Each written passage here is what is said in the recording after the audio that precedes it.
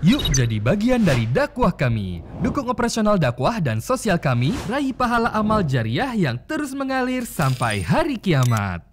Assalamualaikum warahmatullahi wabarakatuh. Alhamdulillah, wassalatu wassalamu ala rasulillah. Segala puji dan puja kehadirat Allah subhanahu wa ta'ala, juga salawat dan taslim kepada Nabi besar Muhammad sallallahu alaihi wa ala alihi wa sahbihi wasallam. Dan insya Allah semoga Allah subhanahu wa ta'ala mengikhlaskan niat kita semua untuk menuntut ilmu, baik kami dalam menyampaikan, juga Bapak Ibu dan ikhwah dan akhwat sekalian dalam mengikutinya. Dan semoga Allah menjadikannya sebagai ilmu bermanfaat, bisa diamalkan, dan juga menjadi tambahan pemberat timbangan amal kita nanti pada hari kiamat. Dan semoga saja semua kesalahan dan dosa yang pernah kita lakukan, Allah subhanahu wa ta'ala maafkan dan ganti menjadi pahala. Serta selalu kita doakan agar negara kita menjadi negara yang aman, tentram, damai, dan selalu saja kita berada dalam kesepakatan untuk menjaga persatuan dan kesatuan, juga kemerdekaan kita. Dan semoga Allah memberikan petunjuk para pemimpin untuk menjalankan tugas dan amanah dengan baik. Serta juga Allah menjadikan kita negara contoh bagi negara-negara yang lain. Serta semoga Allah subhanahu wa ta'ala juga menolong saudara-saudara kita dimanapun yang sedang tertindas, terutama di Gaza, di Syria, di Yaman, di Irak, di Myanmar, yang semoga Allah ikhlaskan niat mereka, Allah terima para syuhada mereka, Allah muliakan Islam di tangan mereka dan tangan kita semua, dan semoga Allah ikut sertakan kita bersama mereka di pahala, baik dengan doa, dengan harta, juga dengan jiwa kita. Dan semoga Allah dengan kemahamannya menyatukan kita semua di surga Firdaus tanpa hisab, semuanya disatukan dalam majelis ilmu yang mulia ini. Allahumma amin. Baik, kita akan melanjutkan teman-teman sekalian membedah buku Riyadhus Shalihin tulis oleh Imam Nawawi rahimahullah, dan kita akan masuk pada kesempatan ini bab 150, bab mentalkin atau dalam kurung membimbing orang yang akan meninggal dengan ucapan la ilaha illallah. Sebelum kita masuk ke hadis atau ada dua buah hadis yang diangkat oleh beliau di sini, maka saya ingin memberikan dulu kronologis atau pembukaan dalam materi kita. Saudaraku seiman, Allah subhanahu wa ta'ala memang menciptakan surga ya, bagi orang-orang yang patuh kepadanya, dan juga neraka bagi orang yang membangkang. Allah menurunkan kitab-kitab dari langit sebagai panduan buat manusia. Allah mengutus para nabi-nabi dan rasul, lebih dari 120.000 jumlah mereka. Di antaranya dari nabi-nabi ada 313 rasul yang wajib kita ketahui, ada 25 nabi dan rasul. Serta juga Allah subhanahu wa ta'ala tidak membedakan mana baik dan buruk, kecuali dari kalimat la ilaha illallah ini. Memang kalimat ini kalimat yang luar biasa, yang artinya la ma'buda bihaqqin illallah. Tidak ada Tuhan yang berhak disembah kecuali Allah subhanahu wa ta'ala. Kita mengatakan yang berhak karena memang cukup banyak orang yang mencari Tuhan-Tuhan selain Allah subhanahu wa ta'ala. Maka yang paling pantas dan berhak disembah hanya sang pencipta Allah subhanahu wa ta'ala. Dan Allah telah membuktikan bahwasanya dia pencipta dengan menurunkan kitab-kitabnya, kalau di masa kita sekarang Al-Quranul Karim, dan juga mengutus para nabinya, dan di masa kita sekarang yang wajib kita ikuti adalah Nabi Muhammad alaihi salatu wassalam. Serta tidak asing lagi terutama bagi umat Islam tentang sejarah hidup beliau, kehidupan beliau ya, serta juga penyampaian-penyampaian dari sunnah-sunnah beliau, sehingga mudah untuk kita amalkan dari hal-hal yang kecil ya, adab dan tata krama, masuk kamar mandi, keluar kamar mandi, makan, minum, tidur, berpakaian, dan seterusnya, sampai kepada hal-hal yang besar, bab jihad, ya, berperang di jalan Allah subhanahu wa ta'ala. Kemudian bab-bab yang lain semuanya juga sudah terinci. Bahkan beliau SAW tidak meninggal dunia, kecuali sudah menyampaikan semua yang berhubungan dengan masalah agama ini.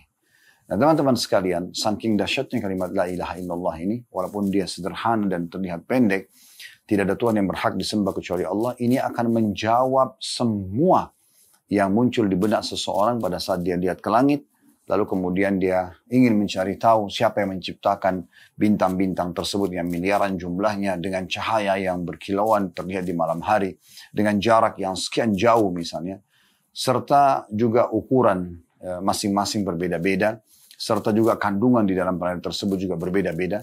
Ada yang bisa dijangkau oleh alat-alat yang Allah mudahkan buat manusia untuk mempelajarinya. Ada juga planet yang sangat jauh, sudah tidak bisa terjangkau lagi dengan alat-alat dari manusia tentunya ya. Dan hampir setiap saat ada saja informasi, ada planet baru terlihat, ada planet baru nampak, dan seterusnya. Nah semua ini orang akan bertanya-tanya, kira-kira siapa yang menciptakannya dan siapa yang menatahnya. Pergantian siang malam, burung yang berterbangan, hujan yang turun dari langit, kumpulan awan yang setiap saat berbeda-beda, ya. Ada angin yang meniupnya sehingga menjadi tumpukan awan yang cukup banyak, lalu kemudian tertampunglah air yang selama ini dipakai oleh makhluk atau manusia, hewan, jin di muka bumi ini, kemudian difilter kembali lalu diturunkan dengan begitu jernihnya dan bersihnya air hujan tersebut sehingga layak untuk dikonsumsi kembali. Belum di muka bumi, segala jenis pohon-pohon, tumbuh-tumbuhan dari yang kecil sampai yang besar, dari buah-buahan, sayuran, dan seterusnya. Kemudian juga hewan-hewan dengan segala macam jenisnya, dari semut yang kecil sampai gajah yang besar, manusia dengan beragam macam paras wajah, postur tubuh, warna kulit, bahasa, belum lagi alam jin yang kita bicara, apa saja yang terjangkau oleh mata kita di langit dan di bumi dan tidak terjangkau oleh mata kita, semuanya subhanallah kembali kepada satu kalimat ini, la ilaha illallah. Tidak ada penciptanya, tidak ada pemiliknya, tidak ada yang mengaturnya, ya, tidak ada yang mengadakan dan juga yang memusnahkan kecuali Allah subhanahu wa ta'ala. Kita diringkaskan dengan satu kalimat ini.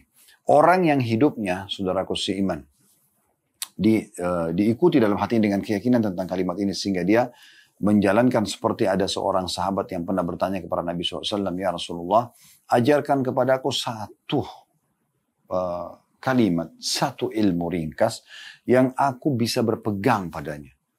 Ya, aku jadi faham tentang agama ini. Ya. Maka kata Nabi SAW dengan sangat sederhana, Qur Rabbi Allah, thumma istaqim. Ikrarkan dengan lisanmu, yakini, fikirkan dengan fikiranmu dan yakini dalam hatimu.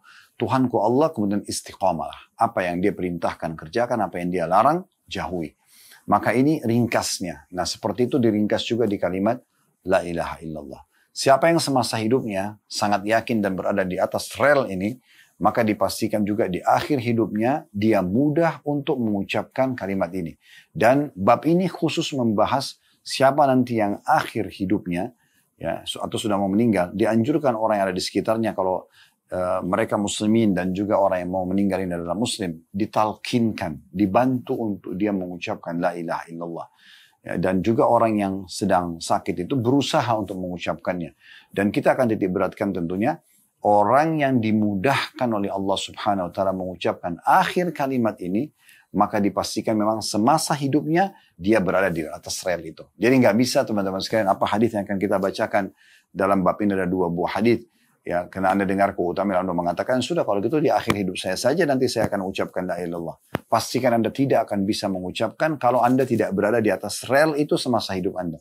Anda betul-betul semasa hidup ya penuh dengan keyakinan tidak ada Tuhan yang berhak disembah kecuali Allah, lalu Anda sibuk ya dengan istiqamah, berpegang teguh pada apa yang diperintahkan oleh Allah dan juga meninggalkan apa yang dilarang. Seperti itu kurang lebih. Baik, kita akan masuk teman-teman sekalian di hadis pertama, yaitu hadis nomor 922 dari awal belajar, berbunyi dari Mu'adz radhiyallahu anhu, beliau berkata, Rasulullah SAW bersabda, man kana akhiru kalamihi la ilaha illallah dakhala al-jannah. Barang siapa yang ucapan terakhirnya sebelum menghembuskan nafas terakhir adalah la ilaha illallah, tidak Tuhan yang berhak disembah kecuali Allah, maka dia pasti masuk surga. Ya, dipastikan dia akan masuk surga. Ya, seperti satu ringkasan yang luar biasa. Akhir yang dia ucapkan sebelum meninggal, la ilaha illallah, masuk surga. Subhanallah. Ya. Hadis ini diriwayatkan oleh Abu Daud dan Hakim, dan Al-Hakim mengatakan sanadnya sahih. Sanadnya sahih. Dari hadis ini teman-teman sekalian kita ambil pelajaran penting. Yang pertama adalah adanya anjuran agar setiap orang selalu mengucapkan kalimat ini dan selalu mempraktikkan dalam hidupnya. Betul-betul dia yakin tidak ada Tuhan yang berhak disembah kecuali Allah, kemudian dia hanya bergantung, hanya memohon, hanya takut kepada Allah subhanahu wa ta'ala. Tidak yang lainnya. Ya, dan ini cukup banyak kisah-kisah yang berhubungan dengan masalah ini. Tapi bagaimana Nabi Muhammad SAW menanamkan kepada kaum muslimin dan dimulai dari para sahabat beliau ridwanullah alaihim, beliau mengatakan, mintalah kepada Tuhan kalian walaupun tali sendal kalian. Kita betul-betul disuruh bergantung dan meyakini ada Tuhan Allah subhanahu wa ta'ala. Kemudian selanjutnya, teman-teman sekalian, kita masuk ke hadis nomor 923. Ya, atau tepatnya hadis kedua. Ya.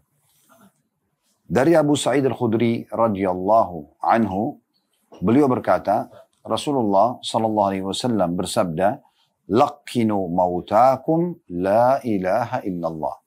Bimbinglah orang yang meninggal dunia atau akan meninggal dunia di antara kalian dengan ucapan La ilaha illallah. Hadis sahih diriwayatkan oleh Muslim. Diriwayatkan oleh Muslim. Baik, hadis ini teman-teman sekalian memberikan faedah kepada kita, yaitu pentingnya seseorang itu tidak menyia-nyiakan kesempatan ya, di saat dia menemukan seorang muslim yang mau meninggal di rumah sakit kah, di jalan kah, yang kira-kira dia temui, kenal atau tidak kenal ya. Tetap dia usahakan kalau dia khawatir untuk meninggal, bantu. Ucapkan la ilaha illallah, la ilaha illallah, sampai dia ucapkan. Dan ulama sudah memberikan gambaran kalau orang yang tadi dikhawatirkan meninggal itu sudah mengucapkan walaupun sekali sudah cukup, jangan diulang-ulangi supaya tidak terlalu mendesak dia ya. Intinya dia mengucapkan kalimat tersebut. Termasuk di dalamnya adalah kalau orang mau meninggal dalam kondisi non-muslim supaya dia masuk Islam.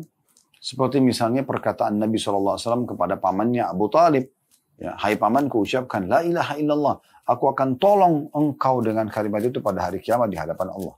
Walaupun sebenarnya dia tidak sempat mengucapkan karena adanya tokoh-tokoh Quraisy yang lain, diantaranya Abu Jahal, ya, kemudian Umayyah bin Khalaf dan yang lainnya yang sedang berada di atas kepalanya sambil mengatakan, hai Abu Talib, kalau kau ucapkan kami akan membencimu atau kami akan menceritakan keburukan tentangmu, ya. Selamanya, maka dia pun mengatakan aku berada di atas agama nenek moyangku kalau dia meninggal. Itu sempat membuat Nabi SAW sedih. Lalu Allah turunkan firman-Nya, innaka la tahdi man ahbabta walakinna Allah yahdi man yasha. Sungguh engkau tidak bisa menolong orang yang engkau cintai, tapi Allah menolong siapa yang ia cintai. Siapa yang ia cintai. Jadi ini adalah contoh orang non-muslim. Begitu juga Nabi SAW pernah mendatangi seorang anak muda Yahudi yang pernah menjadi pembantu beliau dalam kondisi dia sakit keras. Maka perkataan pertama Nabi SAW pada saat menjenguknya sambil mengatakan, hai anak muda, masuk Islamlah.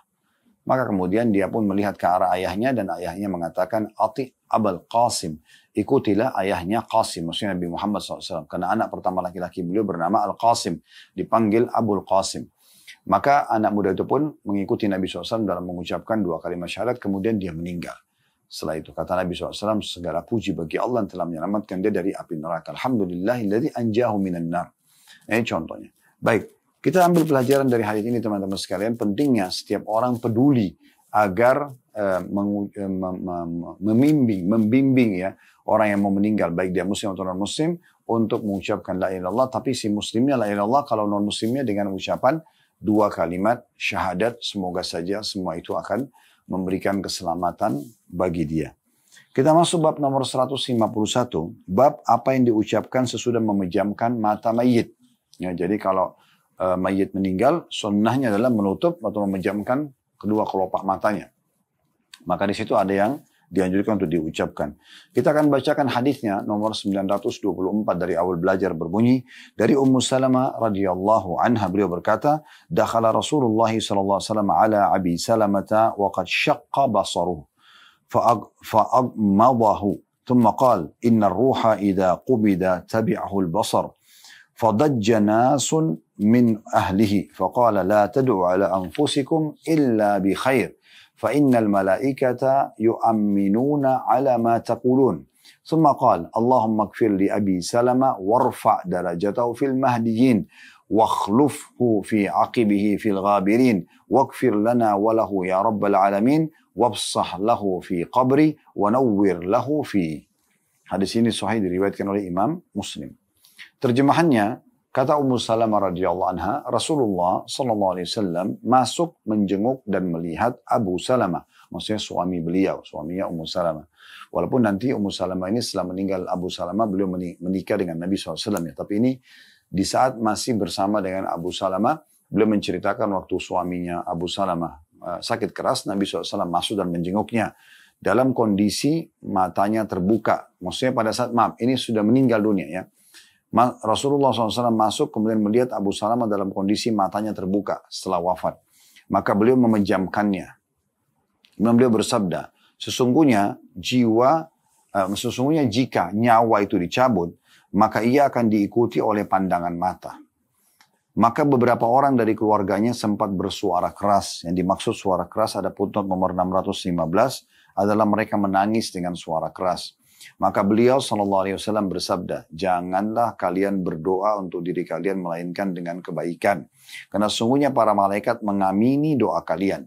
Kemudian beliau pun mengajarkan doa yang dianjurkan untuk dibaca di saat sudah memejamkan mata mayit. Beliau membaca doa ini, Allahumma gfir li Abi Salamah. Ya Allah, ya maafkanlah dan ampunilah kesalahannya Abi Salamah. Warfa darajatahu fil mahdiyin. Dan tinggikan derajatnya dalam golongan orang-orang yang mendapat petunjuk. Wakhlufhu fi aqibihi fil ghabirin. Gantikanlah dia semeninggalnya bagi orang-orang yang ditinggalkannya. Maksudnya supaya ada orang yang mensponsori ataupun membiayai istri dan anak-anaknya. Kemudian waghfir lana walahu ya rabbal alamin. Maafkanlah kami dan juga dia wahai Tuhan alam semesta. Kemudian dikatakan wafsah lahu fi qabri, lapangkanlah kuburannya, wanawwir lahu fi, dan terangilah dan cahayakanlah kuburannya. Nah, ini doa yang disebutkan oleh Nabi alaihi salatu wassalam. Baik, hadis ini teman-teman sekalian langsung saja kita ambil pelajaran darinya, sekaligus kita syarah atau menjelaskan. Yang pertama, kedudukan Ummu Salamah radhiyallahu anha. Karena beliaulah yang telah menceritakan kepada kita tentang kejadian ini. Ya, termasuk Nabi SAW kronologisnya ya, mendatangi rumahnya, kemudian pada saat melihat suaminya Abu Salamah wafat dan matanya terbuka, Nabi SAW memejamkannya, kemudian baru beliau mengatakan bahwasanya ya, sesungguhnya ruh itu, mata itu mengikuti ruh pada saat ruh itu keluar. Akhir sekalian dilihat ya. Jadi di mana ruhnya lewat, maka disitulah matanya melihatnya. Kemudian sebagian keluarganya menangis pada saat itu.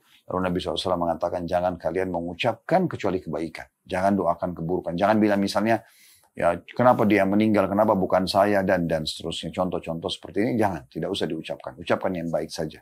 Karena malaikat bisa mengaminkan. Lalu Nabi SAW mencontohkan dengan doa tadi yang sudah kita sebutkan. Jadi ini kedudukan Ummu Salamah karena beliau menyampaikan kepada kita tentang kronologis tersebut. Ya, bisa saja dia hanya sekedar menyampaikan Rasulullah bersabda doanya ini misalnya. Tapi beliau menceritakan kronologisnya. Kemudian pelajaran yang kedua, pentingnya seseorang untuk mendatangi saudaranya muslim. Baik menjenguknya saat sakit atau mendatangi pada saat meninggal dunia. Ya, mendatangi pada saat meninggal dunia. Pelajaran yang ketiga yang bisa diambil, pentingnya seseorang seperti judul di sini ya. Itu memejamkan mata si mayit kalau dalam kondisi terbuka, ditutup kelopak matanya ya. Agar dia tidak dikuburkan dalam kondisi matanya membelalak ya, tapi ditutup. Pelajaran keempat yang bisa diambil adalah bahwasanya setiap orang yang meninggal dunia, maka kelopak matanya atau bola matanya akan melihat akhir di mana ruhnya berada ya. Saya dilihat ke arah atap atau arah ke depan, nah, itu menandakan berarti ruhnya sedang dia lihat terakhir di situ. Ya, kemudian ditutuplah kelopak mata tersebut. Pelajaran kelima yang bisa diambil adalah bolehnya seseorang merasa sedih dengan meninggalnya orang yang dicintai, misalnya suami, istri, anak, orang tua, saudara, tidak masalah. Tetapi kita dilarang untuk niyaha. Niyaha itu berteriak-teriak. Dan juga mengucapkan hal-hal yang buruk. Itu nggak boleh. Itu pelajaran yang kelima. Pelajaran yang keenam yang bisa diambil, pentingnya seseorang untuk berhati-hati dalam mengucapkan kata-kata. Walaupun bercanda. Ya, agar dia tidak menjadi doa buruk bagi dia. Ini sudah sering kita sampaikan. Misalnya, contoh-contoh ini di beberapa materi, tema-tema yang lain ya. Tapi saya ingatkan kembali misalnya, kalau Anda sedang lihat diri Anda di cermin, lalu Anda mengatakan, kok saya jelek sekali ya, itu tidak boleh. Bisa jadi doa, gitu kan. Kenapa Anda tidak mengatakan, oh Masya Allah, ciptaan Allah misalnya. Ya, dan Anda nikmati saja. Allah lah yang telah menata alis Anda seperti ini, hidung Anda seperti ini, bibir Anda seperti ini, itu Allah yang sedang memilihnya. Kita harusnya tinggal menggunakannya sebagai fasilitas yang baik untuk ketaatan kepada Allah Subhanahu wa Ta'ala. Begitu juga teman-teman sekalian dengan misalnya Anda ada masalah dengan pasangan. Tidak perlu Anda mengucapkan misalnya saya menyesal menikah dengan kamu misalnya. Nah ini tidak boleh karena bisa jadi penyesalan. Walaupun Anda lagi dalam kondisi jengkel. Ya. Lebih baik kita mengucapkan semoga Allah berikan hidayah. Memberimu hidayah misalnya. Membuatmu berubah dan seterusnya. Begitu, semuanya ya semuanya. Apa saja aktivitas kita. bisnis kita, ya pekerjaan kita, selalu kita memuji Allah Subhanahu wa taala. Anak-anak lagi aktif, jangan kamu kok nakal sekali, ibu menyesal ngelahirin kamu misalnya, itu semua hal-hal yang tidak boleh, baik dalam kondisi hidup ataupun sudah meninggal. Nah, meninggal juga sama, tidak boleh tadi dia mengatakan misalnya, kenapa dia meninggal, kenapa bukan saya gitu kan. Coba penyakitnya itu dipindahin ke saya saja. Dan seterusnya, kata-kata seperti ini semua tidak dibolehkan. Tapi ucapkan semua yang baik-baik. Ini sejalan dengan makna hadis Nabi SAW. Uzkuru mahasina mautakum. Sebutkanlah kebaikan-kebaikannya orang yang sudah mati di antara kalian. Tidak boleh kita sebut-sebut keburukannya. Termasuk doa yang baik. Ya, semoga Allah maafkan dia. Semoga Allah menerima amalnya dan seterusnya. Yang ketujuh teman-teman sekalian yang bisa kita ambil. Adanya malaikat yang ikut mendoakan atau mengaminkan apa yang kita ucapkan. Oleh karena itu seorang mukmin tidak akan mengucapkan dari lisannya kecuali yang baik-baik saja. Yang baik-baik saja ya. Semoga Allah mudahkan, semoga Allah maafkan, semoga Allah lunasi utang saya. Jangan selalu terbawa dengan arus bisikan syaitan untuk sangka buruk dengan Allah atau mengucapkan kata-kata yang buruk. Yang kedelapan, adanya doa yang diajarkan oleh Nabi SAW di saat kita mendatangi rumah sedih ya, dan mayitnya masih ada di situ, terutama setelah memejamkan matanya ya, artinya dia belum disolati, belum dikubur ya. Ini doanya, Allah maghfir ya, di sini karena Abu Salamah yang meninggal dikatakan di Abi Salamah, ya Allah maafkanlah Abi Salamah. Dan ini yang paling dibutuhkan oleh mayit, pengampunan dosa, karena dosa-dosa ini akan ada konsekuensi hukuman di hari kiamat, baik di alam barzah ataupun di hari kebangkitan nanti. Oleh karena itu kalau kita mohon ampun, ini sesuatu yang paling mahal bagi si mayit itu. Ya. Abu Salamah seorang yang saleh, terkenal sekali. Ya. Sampai disebutkan dalam riwayat yang lain, Ummu Salamah mengatakan pada saat Abu Salamah meninggal, saya merasa sedih dan karena beliau masih muda, beliau khawatir fitnah, beliau ingin dapat jodoh suami. Lalu sampailah kepada beliau hadis Nabi SAW, siapa yang mengucapkan di saat ada musibah, Inna lillahi wa inna ilaihi raji'un. Kami milik Allah, kami akan kembali kepada Allah. Allahumma ajurni fi musibati wa khuluf li khairan minha. Ya Allah, berikanlah aku pahala dalam musibahku dan gantikan aku lebih baik darinya. Nah, kemudian dia mengucapkan ini, atau dia ucapkan, maka kecuali kata Nabi SAW, Allah akan gantikan musibahnya menjadi kegembiraan. Ummu Salamah mengatakan, saya mengamalkan doa ini sambil sebenarnya saya bertanya-tanya, siapa kira-kira lebih baik daripada Abu Salamah? Apa maknanya? Karena Abu Salamah itu orang soleh sekali. Tetapi walaupun dia soleh, tetap Nabi SAW memohon ampun untuknya. Siapapun yang jadi mayit, kita dianjurkan membaca doa, gitu kan? Dalam sholat jenazah misalnya, atau dalam mendatangi seperti ini, Allah maghfir lahum warhamhum. Ya Allah maafkan dia, kasihanilah mereka. Begitu, walaupun yang meninggal orang soleh. Ya. Kemudian juga selanjutnya, warfa' darajatu fil mahdiyin. Ya, semoga ya Allah engkau mengangkat dia di derajat orang-orang yang mendapatkan petunjuk. Maksudnya orang-orang yang baik, orang-orang saleh, derajat-derajat yang tinggi di surga. Jadi setelah pengampunan minta dimasukkan surga dan diberikan derajat yang tinggi. Kemudian yang ketiga, wakhlufhu fi aqibihi ya fil ghabirin. Ya, gantikan posisi dia untuk keluarganya supaya ada yang bisa membiayai istrinya, anaknya. Maka kita doakan juga itu. Itu potongan ketiga dari doa. Waghfir lana walahu ya rabbal alamin, ini potongan keempat. Ya Allah maafkanlah kami dan juga untuk dia. Kita di sini boleh menyelipkan diri kita agar sambil mendoakan supaya diampuni, kita juga minta agar kita diampuni. Potongan selanjutnya dari doa ya.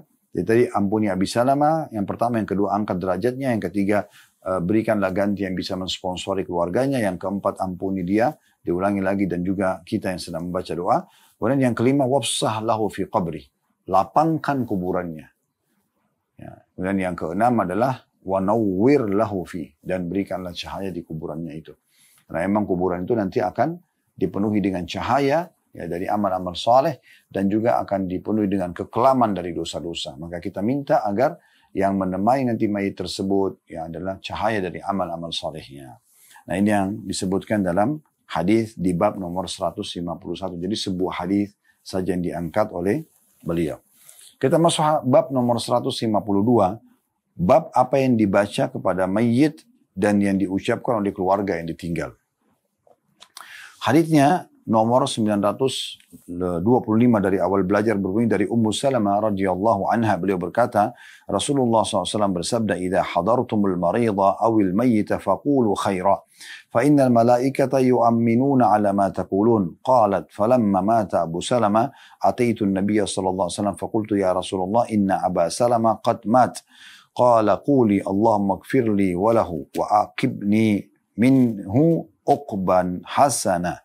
Faqultu fa'aqabani Allahu man huwa khairun li minhu Muhammadun sallallahu alaihi wasallam. Artinya, jika kata Nabi SAW, jika kalian menjenguk orang sakit atau mendatangi mayit sebelum dikubur, ya, maka ucapkanlah ucapan-ucapan yang baik. Karena sungguhnya para malaikat di saat itu mengamini apa yang kalian ucapkan. Atau mengatakan amin, amin ya, semoga Allah terima, baik atau buruk. Ummu Salamah, perawi hadis ini dari ya, wanita yang mulia, berkata ketika Abu Salamah radhiyallahu anhu majma'in, ketika Abu Salamah meninggal, aku mendatangi Nabi SAW berkata, wahai Rasulullah, sungguhnya Abu Salamah telah meninggal. Maka beliau bersabda, ucapkanlah, ya Allah, ampunilah aku dan dia, dan gantilah untukku dengan ganti yang lebih baik. Maka aku pun mengucapkannya, maka Allah memberikan ganti yang lebih baik bagiku dari Abu Salamah, yaitu Muhammad sallallahu alaihi wasallam. Diriwayatkan oleh Imam Muslim, disebutkan, idza hadartumul marida awil mayyit. Jika kalian menjenguk orang sakit ataupun mendatangi mayit. Ya. Dan Abu Dawud juga meriwayatkan dengan potongan al-mayyit. Ya. Atau orang yang mati dan tanpa ada keraguan tentang potongan tambahan itu di Abu Dawud. Baik, ini teman-teman sekalian adalah riwayat yang pertama dalam bab nomor 152. Bab apa yang dibaca ketika mayit, ya, atau kepada mayit, untuk dia mayitnya kita doakan, dan yang diucapkan oleh keluarga yang ditinggal. Nah seperti itu, ini babnya. Baik, kita langsung saja masuk kepada hadis ini. Faedahnya.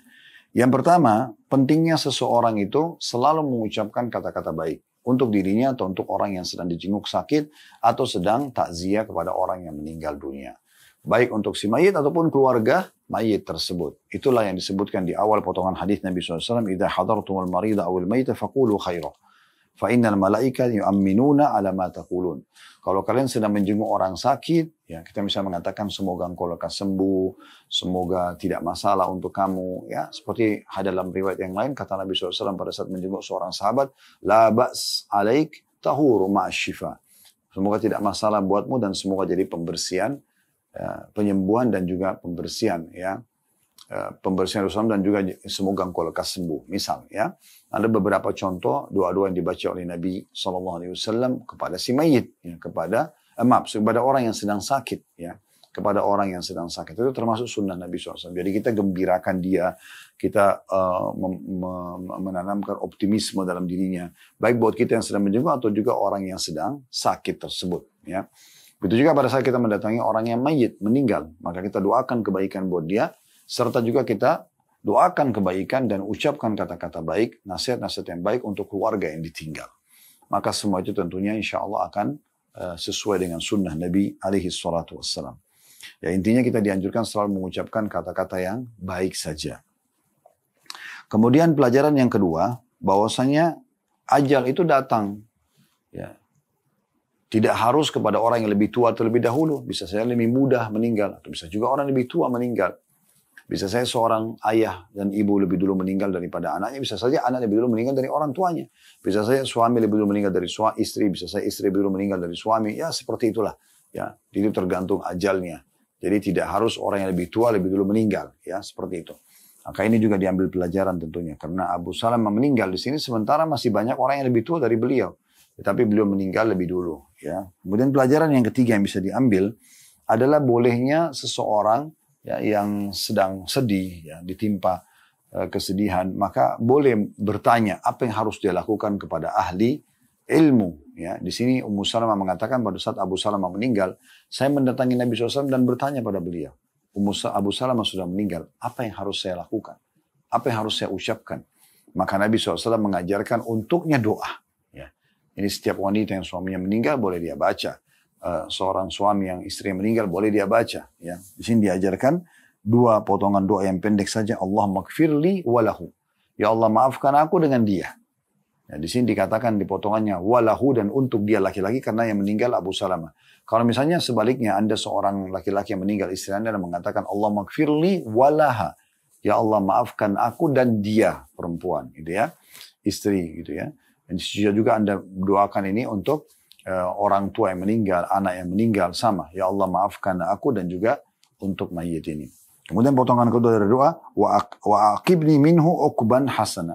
Dan berikanlah aku ganti yang lebih baik daripada dia. Gitu ya. Maksudnya di sini boleh minta suami, boleh minta istri, boleh minta anak misalnya ya. Ataupun kalau orang tua sudah meninggal, semoga ada yang bisa terposisikan seperti orang tua saya yang bisa saya tetap bakti pada beliau. Seperti paman misalnya dari kalangan ayah atau tante, saudarinya ibu dari kalangan ibu. Ya, ini kita minta seperti itu.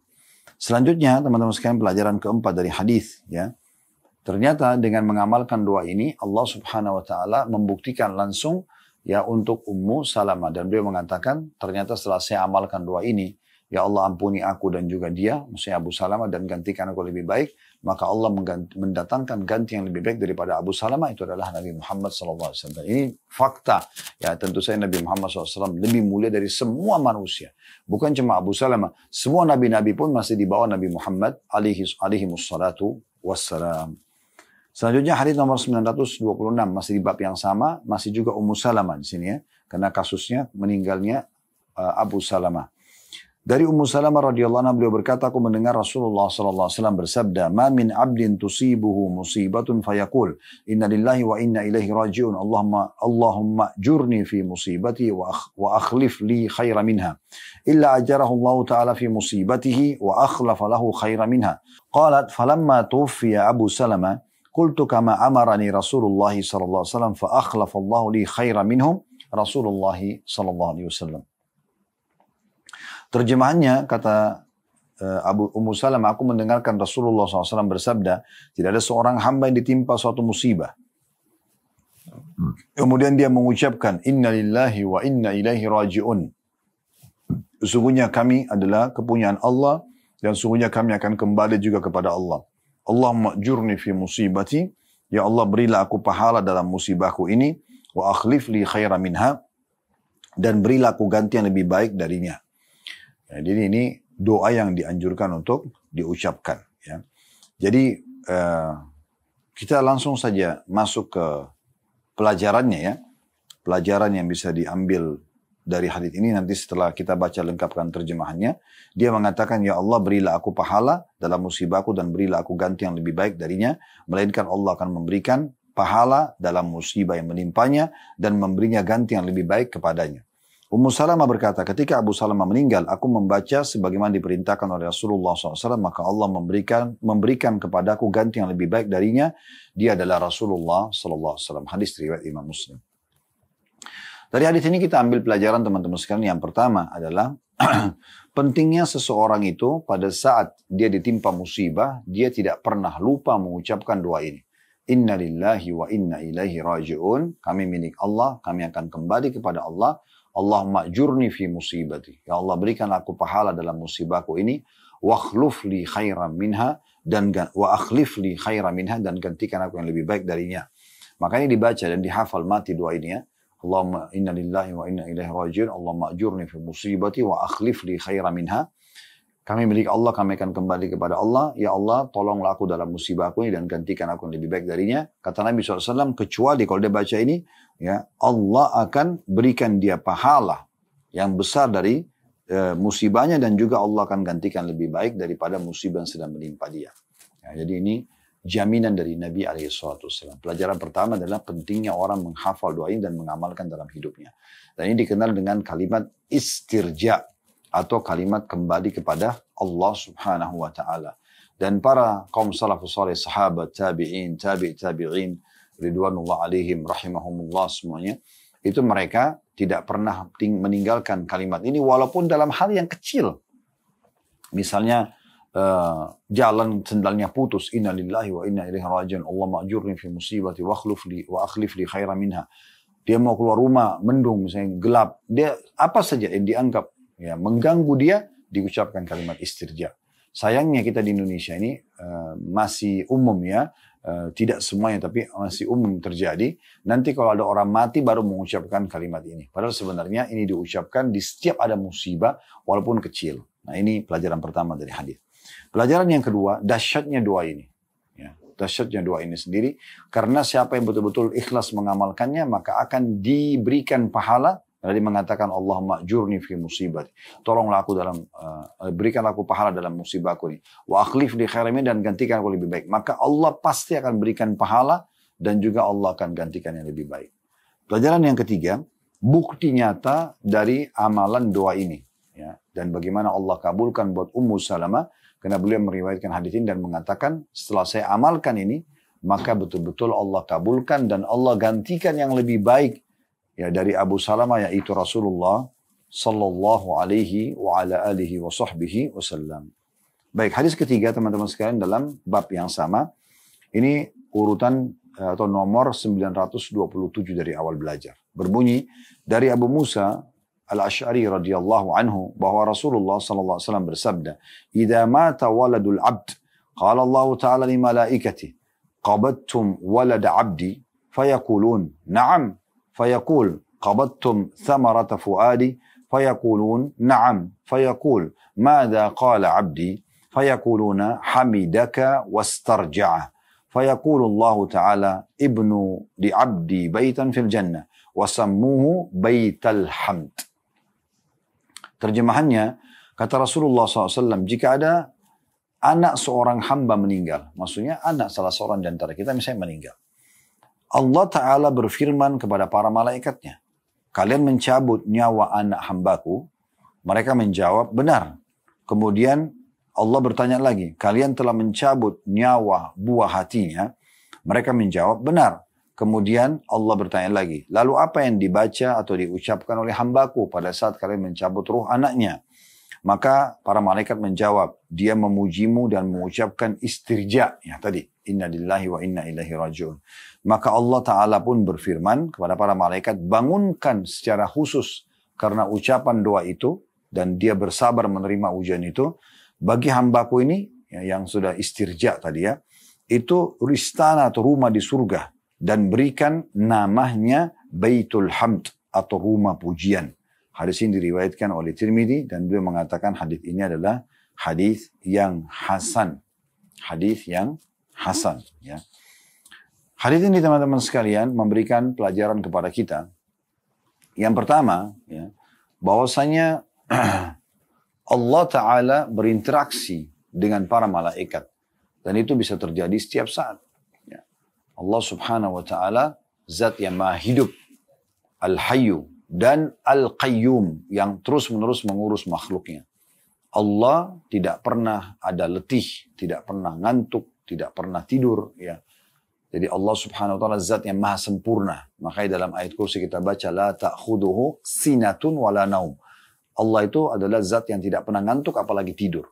Jadi tidak ada kekurangan sama sekali. Zat yang maha sempurna dan selalu interaksi dengan makhluk-makhluknya ya, sesuai dengan yang dia inginkan dan sesuai dengan kemahabesarannya Sang Raja dan Maha Kuasa Allah Subhanahu wa Ta'ala. Di sini Allah berinteraksi dengan para malaikat di setiap ada anak kecil yang meninggal dan orang tuanya merasa sedih. Ini salah satunya. Berarti hal yang sangat detail ya. Di mana Anda punya anak meninggal, maka di saat pencabutan ruh itu oleh malaikat, Allah mengajak bicara para malaikat yang bertugas untuk mencabut ruh. Nah di sini perlu digarisbawahi tentunya, jangan sampai syaitan membisikkan kepada Anda, kalau begitu Allah tidak tahu. Kenapa Allah harus bertanya? Nah ini dijelaskan dalam beberapa riwayat-riwayat yang lain ya. Contohnya misalnya, dalam sebuah riwayat yang pernah kami baca, ini bab yang berbeda. Tapi kata Nabi SAW, nanti akan terdengar suara gemuruh depan surga. Lalu Allah Azza wa Jalla akan bertanya kepada para malaikat suara apa itu. Dan Nabi bilang, dan Allah lebih tahu suara apa itu. Cuman Allah memang mau bertanya saja dengan kemahasempurnaannya. Jadi bukan berarti Allah tidak tahu. Ya. Kemudian para malaikat mengatakan itu suara anak-anak muslim yang meninggal sebelum balik. Mereka berharap orang tuanya masuk ke dalam surga bersama mereka. Maka kata Allah yang maha mulia dan maha tinggi, masukkan orang tua mereka bersama mereka ke dalam surga. Nah ini poin penting yang harus digarisbawahi teman-teman sekalian. Ya. Jadi Allah Azza wa Jalla tahu bukan tidak tahu di sini. Tapi Allah ingin bertanya ya, dengan kemahasempurnaannya kepada para malaikatnya. Ini yang pertama, kalau Allah itu interaksi dengan makhluknya.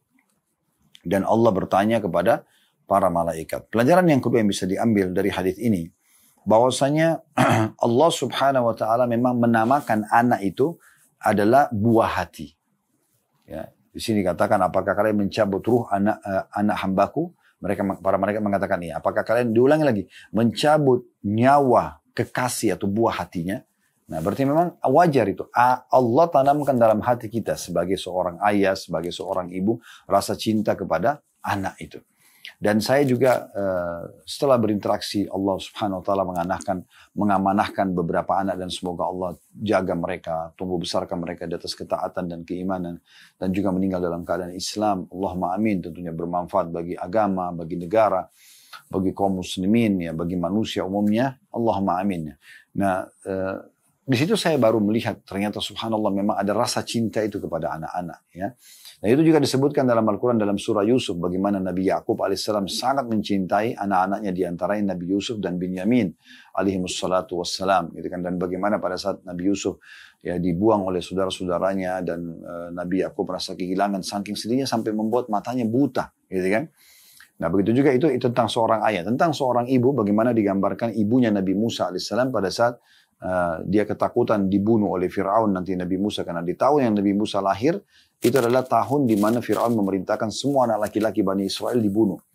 Maka Allah pun memerintahkan ibu Nabi Musa untuk meletakkan di dalam kotak, kemudian ditaruh di sungai, ya, Nil yang mengalir dan membawa kotak itu ke istananya Fir'aun, dan akhirnya Nabi Musa tumbuh besar di istana Fir'aun. Tapi di saat itu Allah menggambarkan bagaimana hati ibu Nabi Musa itu kosong, hampa, ketakutan memikirkan itu. Lalu kami tenangkan dia, dan kami sampaikan kepada dia kalau akan kami kembalikan Musa kepadanya, dan betul dikembalikan kepada Nabi Musa. Dan ini contoh, jadi sangat wajar orang tua itu kalau merasa kehilangan anak, ya, karena memang anak-anak itu buah hati.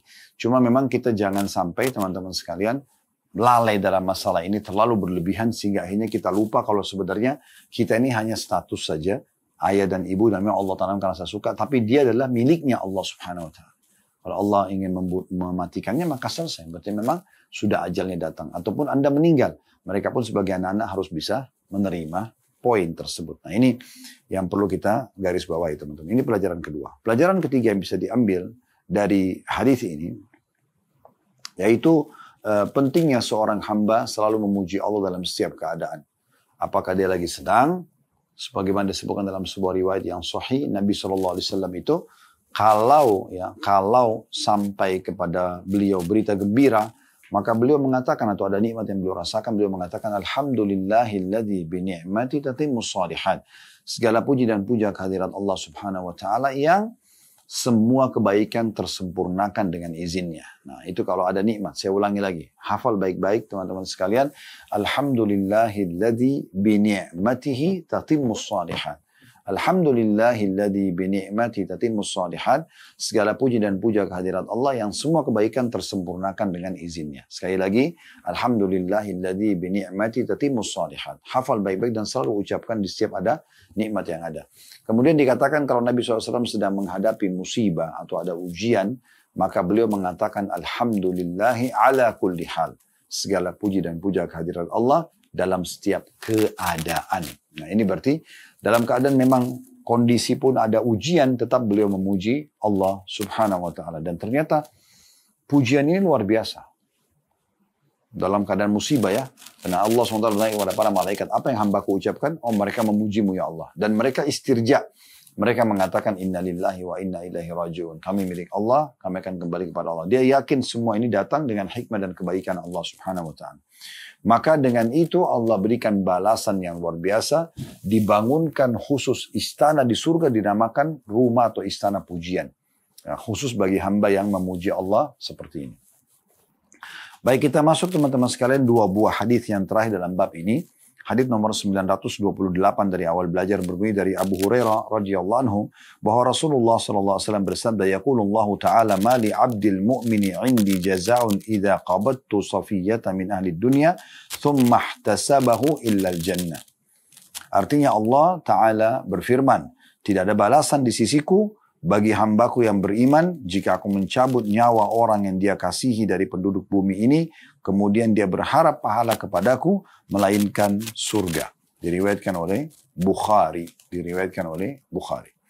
Baik, hadis ini teman-teman sekalian, satu lagi janji baik sekali positif sekali ya dari Allah Subhanahu wa taala. Sebenarnya Allah pemilik anak-anak kita ya, atau pemilik pasangan kita, pemilik orang tua kita, pemilik sahabat kita. Mereka semua adalah milik Allah Subhanahu wa taala. Bahkan kita semua milik Allah Subhanahu wa taala.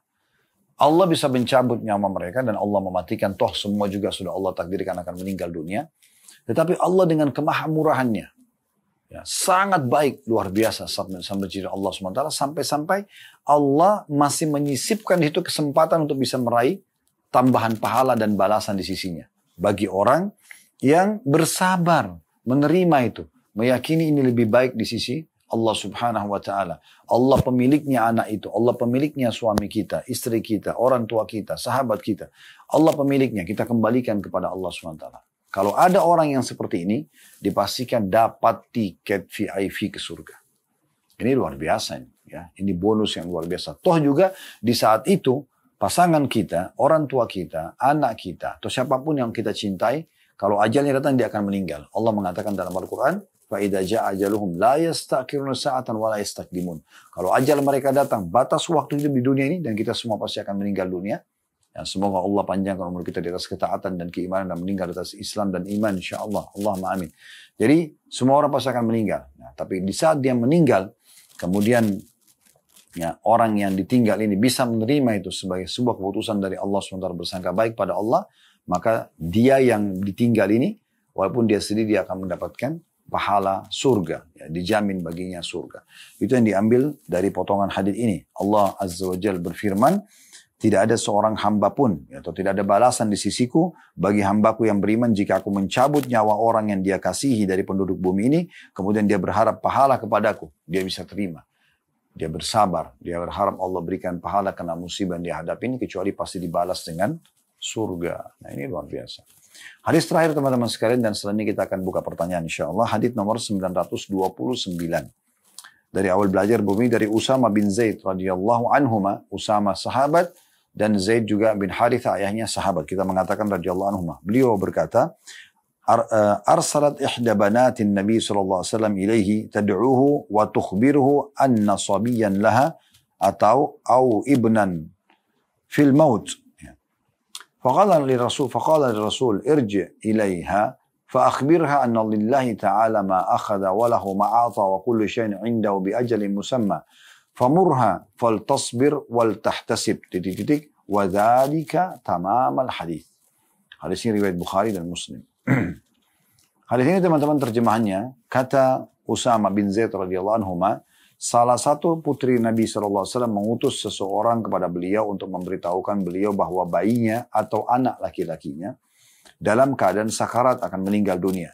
Dan beliau bersabda kepada utusan tersebut, kembali dan katakan kepadanya bahwa milik Allah Ta'ala segala yang dia ambil, atau Allah ambil, dan miliknya juga yang apa yang dia beri, dan segala sesuatu di sisinya telah ditentukan umurnya.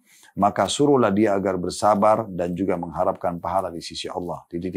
Kemudian perawi menyebutkan hadis secara lengkap. Baik, teman-teman sekalian, dari hadis ini kita langsung saja ambil pelajaran, ya. Yang pertama yang bisa diambil di sini tentu kedudukan Usama bin Zaid radhiyallahu anhu, karena beliau menceritakan kepada kita hadis ini. Mungkin ada teman-teman yang mengatakan, Ustaz, tidak setiap Anda menyebutkan faedah hadis, Anda sebutkan faedah kedudukan seorang sahabat.